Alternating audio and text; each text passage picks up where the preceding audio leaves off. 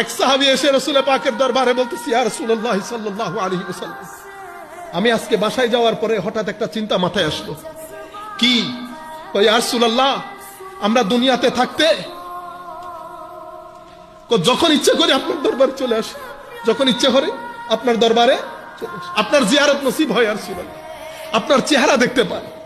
কিন্তু আমি মনে মনে চিন্তা করতেছি, ইয়া রাসূলুল্লাহ, যদি মারা যায় তো আপনি তো আপনার র্যাঙ্ক অনেক উপরের হবে, আমি আপনাকে কোথায় খুঁজবো ইয়া রাসূলুল্লাহ?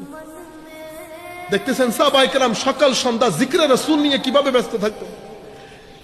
সাহাবী এই প্রশ্ন করলেন, আমার আল্লাহ কোরআনের আয়াত নাজিল করে দিয়েছে, আমার আল্লাহ কোরআনের আয়াত নাজিল করে দিয়েছে।